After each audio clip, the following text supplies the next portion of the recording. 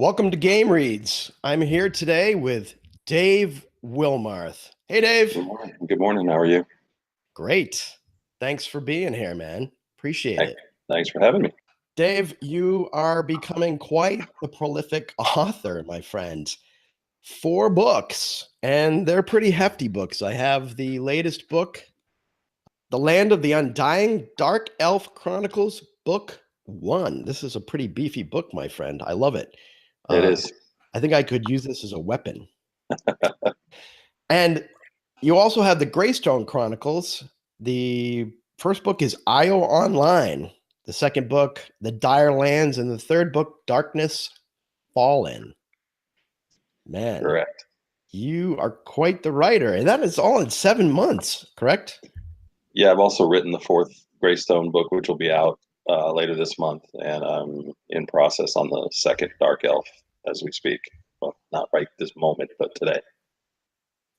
It is quite the read. I highly suggest everybody go out and read this thing because I mean, I'm partial to the zombie thing, which we'll get into here in a bit, but even if you're not, it is a great read for a game read. So I always love to hear that. let me read the blurb so that everybody knows what this thing's about. Okay. Gary, a med student, and Mace, a coder, find each other when the world comes to a sudden and horrifying end. As lone survivors, they scavenge for food and fight to stay alive in the real world. And they try to avoid the ravenous undead and the powerful particle that created them. In the game, Sherry is a light elf and Mace is a drow. They're people, ancient enemies, but they face the wrath of both worlds to work together as their food starts to run out. Their goal? To find a way to upload themselves into the game permanently. I Permanent. like it. Yeah, that's a dream of mine, and we'll see if they make it. Would you do that? Would you personally upload yourself into the game permanently? Without hesitation. If the science was right and they could really capture my essence and maintain it, hell yeah. Yeah, that sounds pretty dark and dire, my friend. You know, Yeah, in reading the book, it definitely comes through that the relationship between Mace and Sherry is a critical one to the plot. And having read your Q&A, which can be found on the website, by the way, go read Dave's Q&A. read it. Read it. It's great. It's very creative. And in there, you say you're afraid of women. Yeah. Yeah, and Sherry is definitely the badass in the between the two of them. She's survived on her own out in the world with the zombies for months, and Mace is a kind of a coder geek, fresh out of college, and he's smart and he's tough enough, but he has no hope with her. She messes with him through the whole book. It's Yeah, as a guy, she kind of scares me. yeah.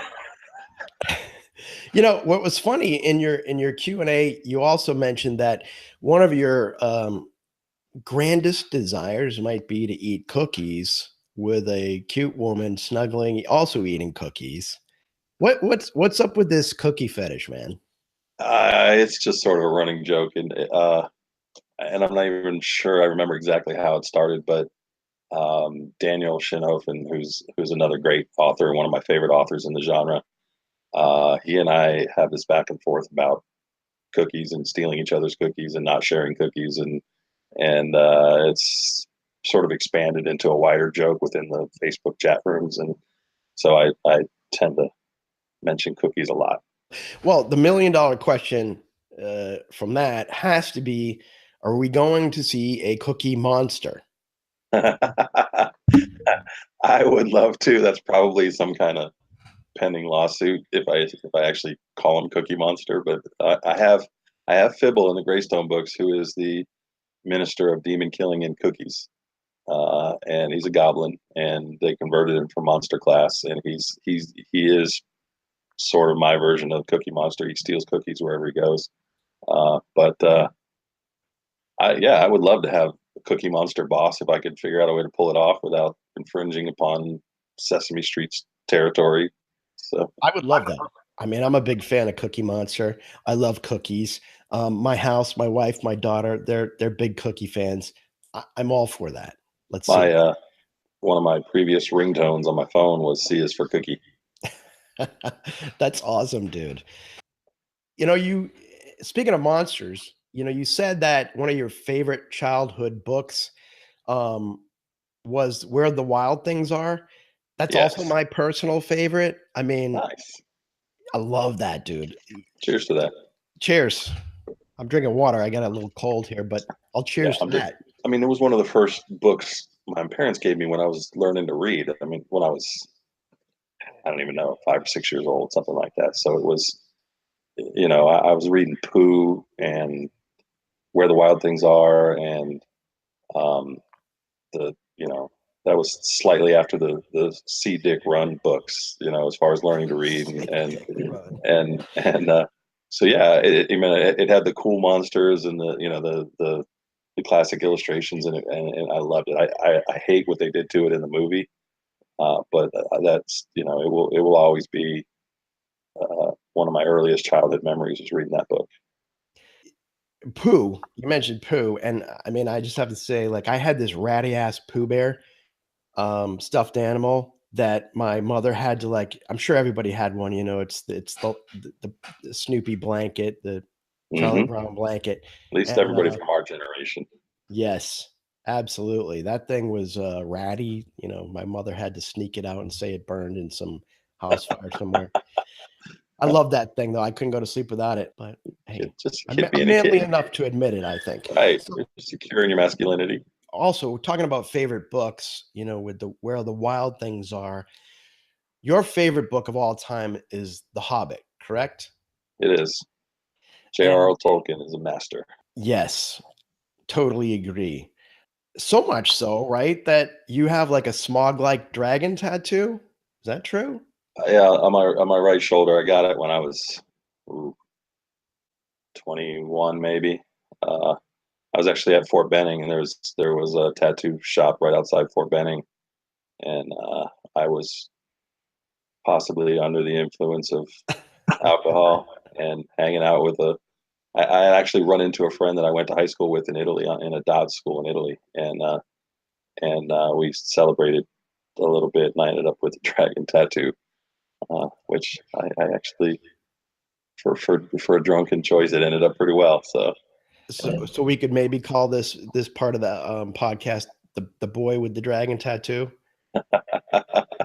I certainly was. um, I'm a huge Lord of the Rings fan. Huge. And I get we could like probably spar back and forth Rocky style about Hobbit versus true Lord of the Rings. Yeah, that's I love that world. Oh yeah. I mean, I could if you talk about, uploading yourself into the game world, I could do that there. Like Yeah, something like Lord of absolutely. the Rings. I mean, it's probably a pretty crappy existence, to be honest with you. Well, Um, you know, you could invent toilet paper and become a zillionaire, right? Right, just like that. totally. Everybody, envisions, oh, I'm going to upload myself into this game and I'm going to be the knight in shining armor. Well, what if you're the peasant, like cleaning out the sewers? Right. Yeah, Yeah, that's I have not I so have fun. spent a lot of time considering exactly that, and how to use your sort of knowledge of current levels of science to sort of make yourself stand out. You teach people how to wash their hands so they don't spread germs, or impact the world to make yourself famous so you don't end up as the guy shoveling poo out of a stable somewhere. Yeah, that's a crappy existence. Right. Pun intended. Um, let me change subjects here. I just have to mention this because this is like immediately as I smiled when I read this. Your favorite mode of transportation, and this shows that you're an old guy, right? Yeah, You know where I'm going with this. yeah. This goes back to what I was just saying. I as a kid, I loved my big wheel. That was my ride. That was my transportation out of the neighborhood and go explore. And it was my build a ramp and try to jump the drainage ditch. Run Evil downhill, pick up Knievel. some speed. Yeah. Oh, Evil Knievel was huge when I was a kid. He was the man, and I tried to be like him. And I destroyed my big wheel and destroyed a few of my own bones, and and that was one of the actually had to get checked into a hospital kind of situations. But Wow. yeah, my big wheel is my favorite transportation that I've ever had. Better than more than any car that I've ever had. The big wheel was my buddy. That was thing was more fun on three wheels than you could ever imagine. I mean, when kids started to get those little handbrakes, on the big wheels, and they could like do a little slide with that Right, sucker, drifting right, drifting the big wheel right. around the. That's right. We invented drifting. Yeah, that was fun. On your phone, you said you have a background of Calvin and Hobbes and that they're personal heroes of yours. I've never Uh, heard that. I Why? love Why is that? I love Calvin Hobbes. I don't know if you can see Calvin there, but He looks like a guy that would drift a big wheel. he does in the comic books. He does. I bought several of the Calvin and Hobbes books, and I just love he's what I was as a kid. He's just full on, flat out, does whatever. He's a litll bit like Bart Simpson, except without the evil intent. He's just innocent and fun, and Hobbes contributes. Hobbes is the troublemaker pet that quote unquote gets him in trouble all the time, and I love those books, and I try to be Hobbes whenever I can. Is that kind of where your relationship with the familiars comes from?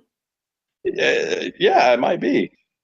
Well, you definitely have a lot of, and you've expanded your repertoire of familiars. And Fibble, which for those of you who haven't read the Greystone Chronicles, obviously I highly recommend it. And Fibble is, why don't you just briefly explain Fibble?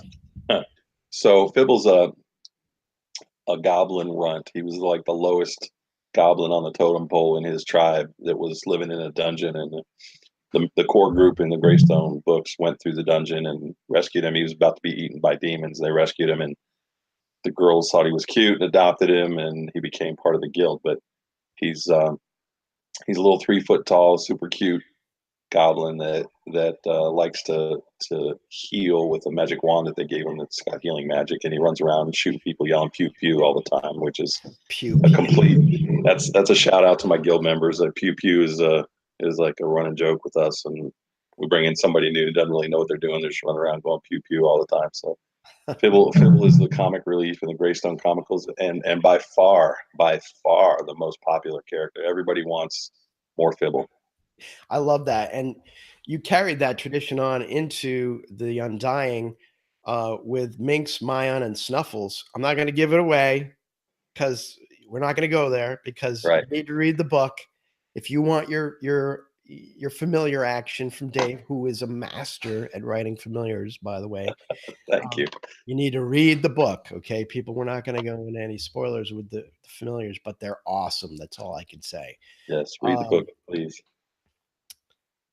in the form of Easter eggs, you seem to be the master of weaving in a bunch of Easter eggs. So I don't want to spoil it because they should read them and find them. That's the beauty of finding Easter eggs. But Yeah.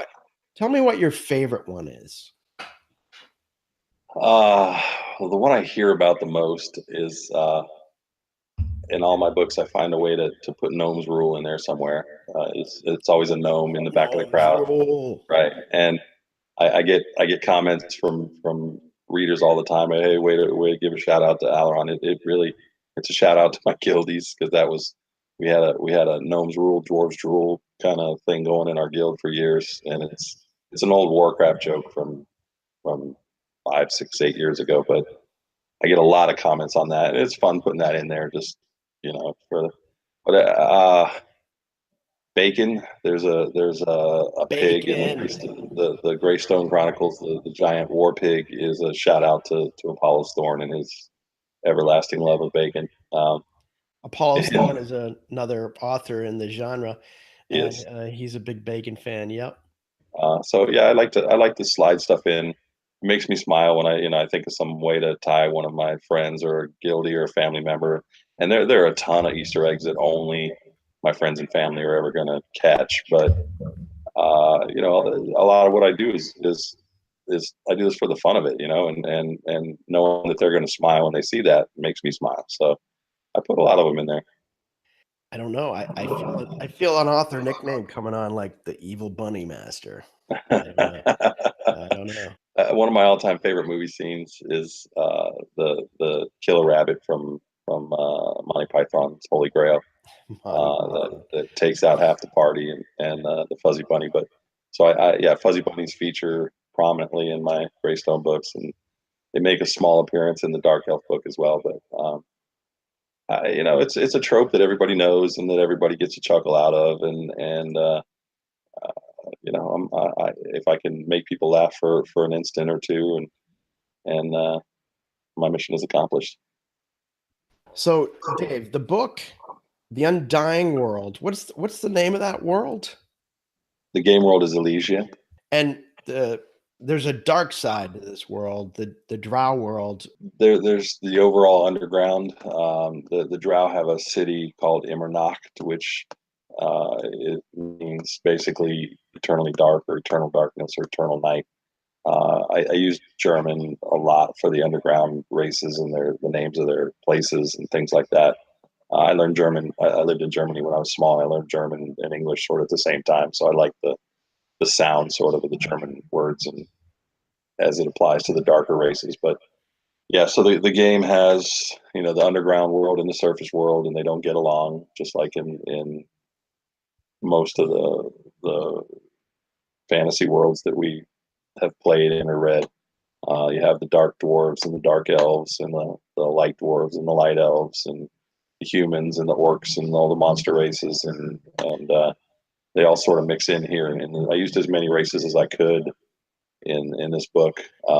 And Immernacht, the Drow city, is the starter zone for Mace, and he's in there, in a situation where everybody kills everybody. If you're perceived as weak among the Drow in the city, then you end up dead. And or if you make too much noise, you end up dead. Or you piss somebody off or have something that somebody else wants and you won't give it to them, you end up dead, and they take it. So it's a pretty harsh existence. Basically, you end Uh, up dead. right? Yeah, the odds are against you making it out. But I had him start as a drow because before the world ended in real world, he was sort of an antisocial geek type, and he wanted to have a starter zone where there weren't 10,000 people running around. He didn't have to stand in line to get a quest or wait for the starter mobs to respawn so that he could kill them. So he went with this more difficult, unpopular zone, and of course, then the world ended, and he ended up by himself in the game, and it didn't matter, but he was already there. So Right. uh, I just tried to make it tough. I took a little criticism on the Greystone books about the guild folks having it too easy and getting too much loot, and everything went their way. So I decided to write a book kind of the opposite, where it was as hard as possible, both in the real world and in the game. So you're saying you took the proverbial Thor's author hammer to your MCs. I did. They got hammered pretty hard. Well, and speaking of dead and dying, I mean, obviously, in the undying world, there's a lot of death, and specifically in the real world. How did you? And for those who don't know, the dichotomy of your book is that the real world is pretty crappy. It's an apocalyptic world. Why don't you tell us a little bit about that? It's the equivalent of a zombie apocalypse. It's not technically zombies, but there's a particle called a strangelet, which is an actual theoretical particle in our real world A that strange. strangelet. Yeah, that's generated by massive energy expulsions like the collision of two neutron stars. And it's a particle, again, theoretically, that it's strange matter that when it comes into contact with normal matter, it converts the normal matter into additional strange matter, and it exponentially expands, converting entire galaxies to this strange matter, which doesn't have a long life, but it basically kills whatever it touches. I modified that a little bit to for this book. I had the scientists at CERN screw up and cause an explosion that created a modified strangelet that it affects biological matter. So not just humans, but dogs and cows and squirrels and bunnies and Oh my. yeah. So in the real world for Mace and Sherry, if they're out in the world unexposed and come in contact with the wrong blade of grass, they could get contaminated and die. And most of the human race is wiped out in a matter of days after the explosion that causes these strangelets. And some of them, the majority of them, are killed outright, but some of them convert into these extremely aggressive, angry, hungry creatures that resemble zombies that kill each other and humans and any living thing they can get their hands on. Yeah, the real world in the book is by far one of the most dangerous real worlds I think I've ever read. The fact that a fly could basically kill you, Yeah, um, is pretty damn crazy. And there's also a bunny in there, right? there is a bunny in there, and I won't spoil it for those who enjoy the bunny references for the other books, but there is the obligatory fuzzy bunny in the Oh book yeah. just outside their underground haven.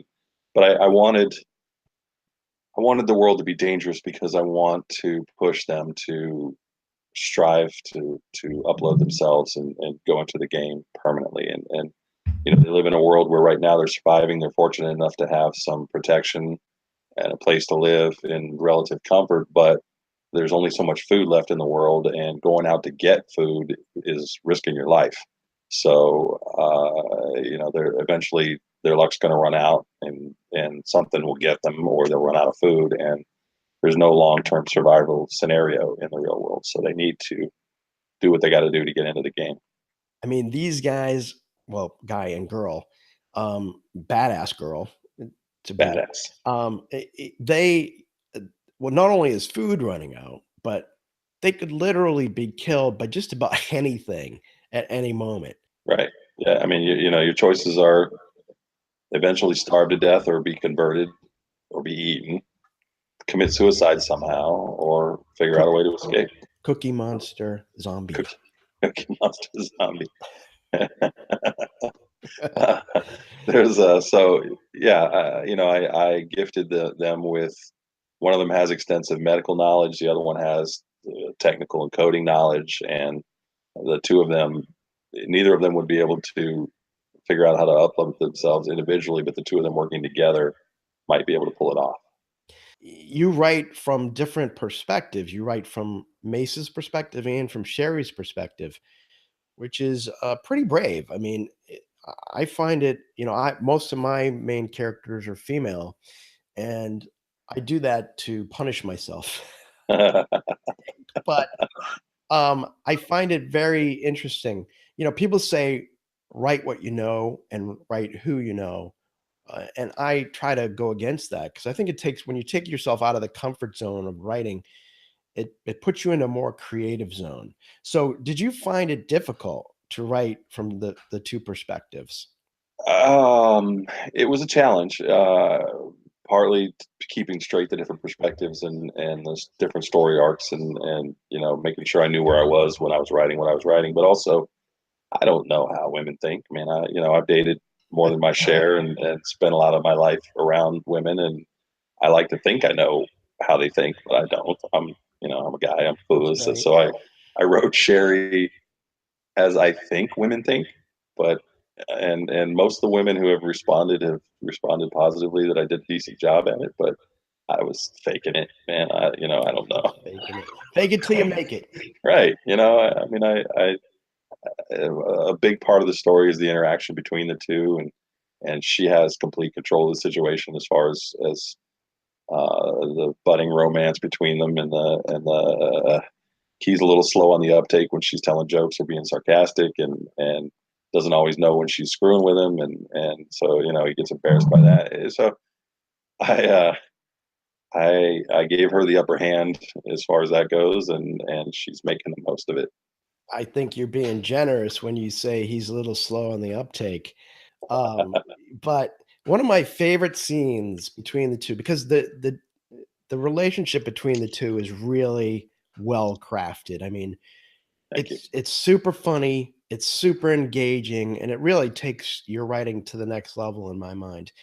And one of the favorite scenes, and I know this is probably your favorite scene too, is where Mace does some. I'm not going to spoil it because you want to read this part, but Mace uses the AI to scare the shit out of, pun intended, out of Sherry. And that scene is just it's you could see that in a classic romance comedy movie. It's just that's great. How did you? I mean, let's be honest. Mace is a horrible flirt, right? I mean, Yeah, he's awkward and second guessing himself all the time, and he's how I was as a teenager. Um, before I learned to talk to girls, I was cool in my head, and as soon as I started to speak, it was awkward and embarrassing and ineffectual, and I usually ended up blushing and running away to hide somewhere. But yeah, he's got a good heart and he's got good intentions, but he's a little bit inside his own head, and he's a little bit inexperienced and a lot awkward. he But is definitely a funny dude when it comes yeah, to he's got it inside him to be cool. He plays the drow in the game, and in the game he's smooth and he's strong and he's deadly and he's suave, but he just can't he can't get that part of him out in the real world when he's talking to a pretty girl. Well, speaking of Mace, the name comes from the weapon, right? Yeah, I in my initial planning for the book, I wanted him to be intimidating and through and through deadly. Playing a drow assassin, he actually starts character creation. He starts as a sorcerer, but through a quest chain that he picks up in the city, he becomes a dark blade, which is like the League of Assassins for drow. Um, and I wanted everything about him to be dangerous, so I picked a name that was also a weapon, just to sort of add a little bit to that feel. And in the book, you have this unique, fluid class and skill system. And I know we've talked, and you said that some of your favorite MMOs are World of Warcraft, of course, Elder Yeah. Scrolls, Star Wars, The Old Republic. And how did those influence your choices on your magic and skill and class systems? Yeah, so I spent so many hours gaming that I still, when I start to envision a battle in my head, I can see my UI from the various games and which spells I'm going to click on to address that situation. And so it's just like my lizard brain goes, "Oh, you need," So I take that and I modify it, and um, in my world, the magic isn't a click the button, activate a skill kind of thing. It's just automatic. You think it, you do it, or you say a trigger word and it happens, or it's not um, a game situation. So I took some of my favorite elements from the different games and spell types and class types and mixed them up a little bit. And in most games, you would never have a character who was a sorcerer and also a melee twin dagger fighter. It just those are two classes that don't mix, because you have the high intelligence of being a sorcerer and the high agility and dexterity for being an assassin, and they don't you waste points trying to develop both. So I mix things up and create characters that you wouldn't normally see in your standard MMOs. I mean, I think it brings a definite um, differential between your world and what other people are doing in the genre, and I really love that because I think books that bring something new to any culture are really creative and inventive, and the dichotomy again between your post-apocalyptic world and your gaming world are that's a very unique take, and the way that you mesh that together really works, I think, well for the story and the storyline. um, Thank Another you. thing that's unique about your world are some of the weapons. um, let's talk about one in particular, Mace's dagger, and I know you mentioned this in the Q&A, and go read the Q&A because Dave has some great answers there. I I know you don't call it this, but I like to call it the Little Shop of Horrors "Feed me, Mace" Yeah. dagger. Uh, Tell me a little bit about that. uh, Mace here, as he's leaving the starter zone in the Drow City, he hears about a dwarven smith who can make these enchanted weapons that drain the souls of their victims and generate power, magical power from that. And so, as part of the adventure, he goes and he obtains one of these weapons, and through the book, he uses it to kill things, and it's it's a legendary weapon, or it has a potential to become a legendary weapon because it grows as it absorbs power. It becomes eventually it will become sentient and be an actual character within the story. But right now he's using it, as a dagger, and it's giving him an unspecified benefit that will be outlined more clearly in the second book. But yeah, it's feeding and growing and learning, and um, will become a significant part of the story soon. Feed me, Mace. Yeah. Yeah, it reminds me of the Cookie Monster. Um, Cookie Monster Cookies. dagger. Um, you know, I don't know how you come up with that stuff, but I'm guessing it might have something to do with your silent writing partner, Captain Oh, Morgan, maybe? yeah, Um, yeah. I have a long term love hate relationship with Captain Morgan and a few others, Mr. Jameson and Jack Daniels and some of their not buddies. not Mr. Black? Yeah, some, but I frequently, at the end of the day, have myself a little drinky poo to chill out and get myself in the frame of mind to be able to write. And because during the day, I'm in the business world and I'm crunching numbers and I'm politicking and it's I need to get out of that mindset and get into a more creative mode. So a little drink helps smooth me out, and then sometimes one leads to another one. And by 2 a.m., I've had significant interaction with the captain, and sometimes the stuff that comes out on the page reflects that. Well, and there's another part that I just want to touch on here at the very end. Is that I think most people, now they know that, your real world is basically a long day working in real estate. But that doesn't really, I think, capture the essence of what you do because you're really a philanthropic guy. You've donated to several charities on a regular basis. But what I more want to drive home is your work in real estate has led you to one of what you consider your greatest achievement in that you're most proud of, correct?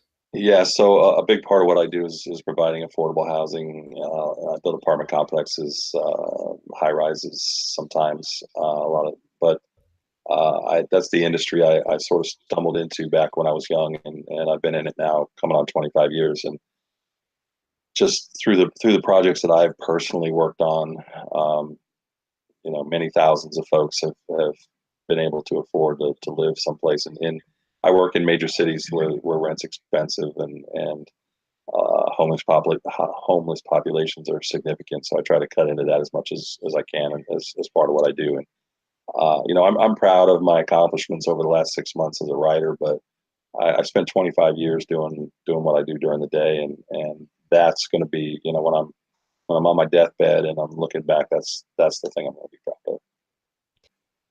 Captain Morgan may be the silent hero of your books, but you're an unsung hero amongst us, my friend. So I want to salute you for that. Thank you. Even though I have a cold, I'm going to cheers that. You know, you're like me. I'm drinking the coconut water because the tequila last night was a little harsh, so I'm trying to recover. Yeah, that was a crazy tequila night. Yesterday was, for those watching this later, yesterday was Cinco de Mayo, and we had a little bit of fun on the podcast. That podcast, by the way, is Drinking with Charles. You can find it on YouTube.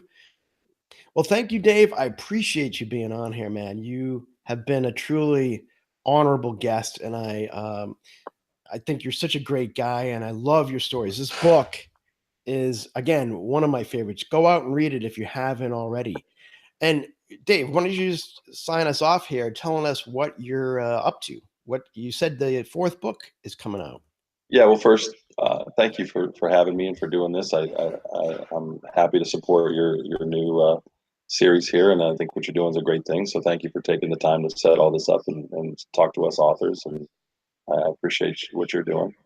Yes, sir. Yeah, I finished Greystone 4 a couple weeks ago and passed it on to the editors. It's in process now, and it will be out at the end of May. So that'll be my 5th released book. I am in the process of writing Dark Elf 2. That'll be out in a few months. So I got takes a little while to write it and get it edited, but I'm working on that now. And I'm also, the Dark Elf 1 audiobook is in production, so I'm working with the sound booth folks on getting all the voices right and the characters right, and that will hopefully be out soon. And then we'll start on the subsequent. The audio for Greystone 1 is already out, but we're going to work on 2 and 3 and 4 as we go on. So